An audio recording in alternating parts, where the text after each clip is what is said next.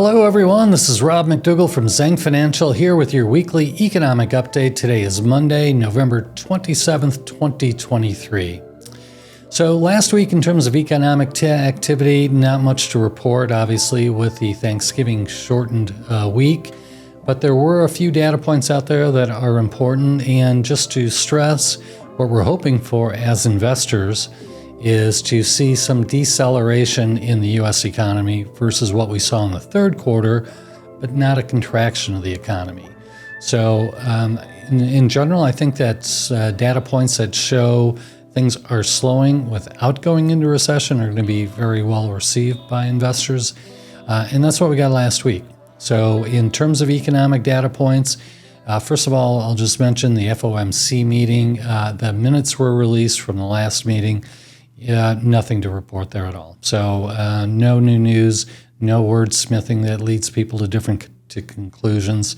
We'll talk about expectations for Fed funds rate in the future in a few moments. But suffices to say the FOMC minutes did not move the market.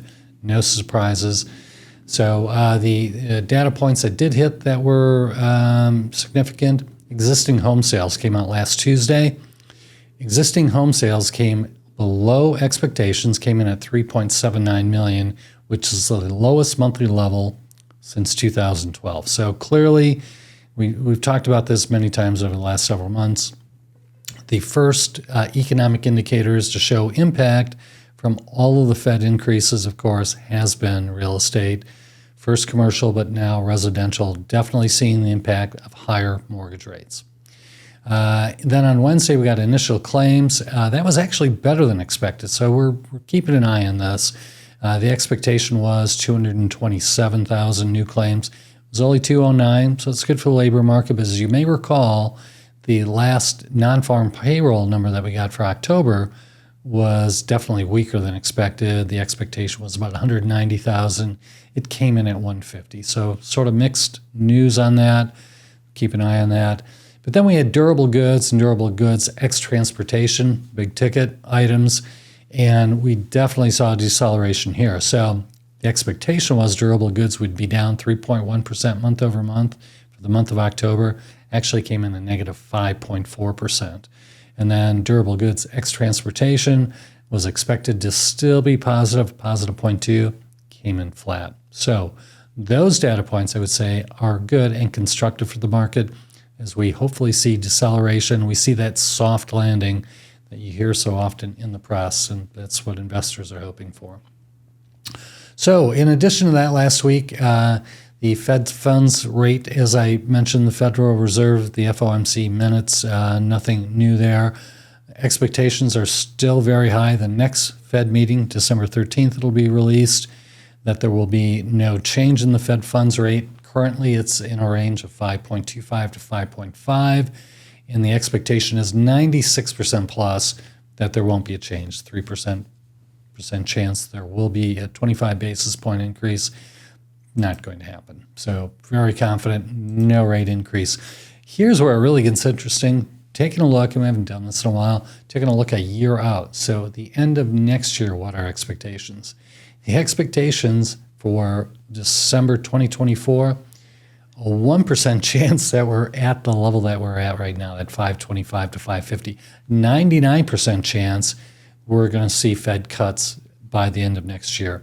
And in fact, the numbers are we would have a 76% probability of getting at least 75 basis points of cuts from the current level by the end of next year. So expectations are pretty high. The Fed is going to have to cut next year, but that is all predicated on a slowing U.S. economy for sure. And fourth quarter, again, third quarter was really strong. You may recall GDP growth, 4.9%. Expectations for fourth quarter are still very strong, not as strong as third quarter, but the Atlanta Federal Reserve still expects an increased GDP increase of 2.1% in the fourth quarter. So economy definitely not falling off a cliff, but we are seeing pockets of deceleration. So inflation expectations continue lower, not at the lowest points of the year, but we're getting pretty close. So the 10-year break even, 10-year treasuries minus tips, 2.24%. So with that good news last week in the Thanksgiving shortened week, how did the markets react? Equities, good, strong again. Equities have been on a tear over the last month plus. So the S&P 500 last week up another 1.02%. Year to date, S&P up 20.5%. Now it's very top-end loaded. You hear about the Magnificent Seven or whatever moniker they're using. But we just take a look at the Invesco S&P equally weighted S&P index. Again, the S&P 500 up 20.5%. The equal weighted S&P 500 up only 5.5% over this year. So clearly, we continue to be very top heavy. Last week, though, it was even. So again, the S&P 500 up 1.02. That equally weighted S&P ETF up 1.04. So in terms of international stocks last week, right in line with U.S. So the MSCI World ex-U.S., so it's developed markets up 96 basis points, barely trailing the S&P 500. Emerging markets up a little bit last week, up 0.4%. China with a nice rebound, positive 0.1%, but still on a year-to-date basis, China's down 9.8%. So in terms of fixed income last week, we gave up some of the gains from the prior week. The U.S. aggregate bond index was down 9 basis points. We had the 2-year yield up 11 basis points last week. We had the 10-year up 3 basis points. So again, Bloomberg U.S. aggregate bond index down 9 basis points. Now it's up 0.5% for the year. So let's segue to this week's economic indicators that we'll have coming out starting tomorrow. On Tuesday, tomorrow, we'll have the S&P Case-Shiller Home Price Index.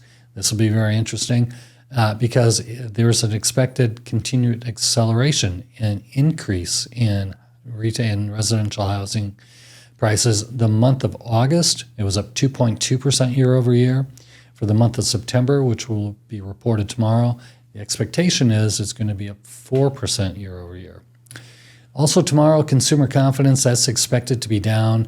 Month of October was 102.6, is expected to come in at 100.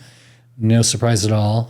Earlier this month, we had the University of Michigan Consumer Sentiment Index that was significantly off the prior month of October, and down from well below expectations. So now won't be surprised to see that consumer confidence number coming at 100 or even lower.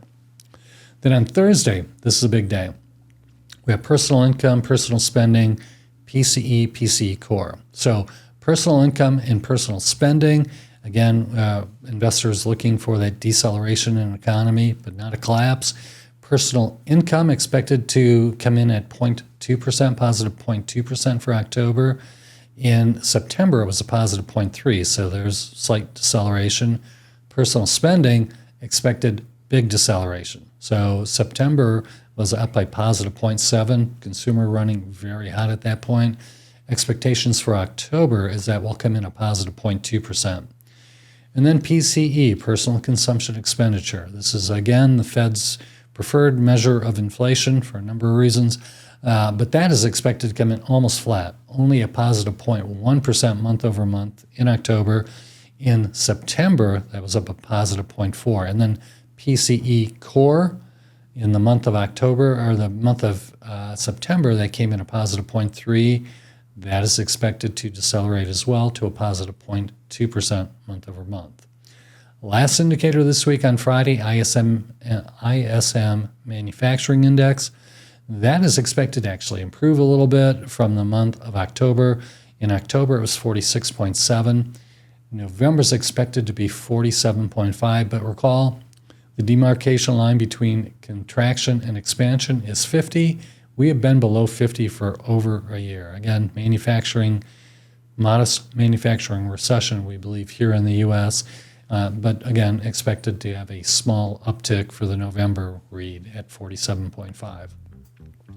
So that's it for this week's economic update. Thank you very much for attending. Look forward to seeing you next week. Thank you.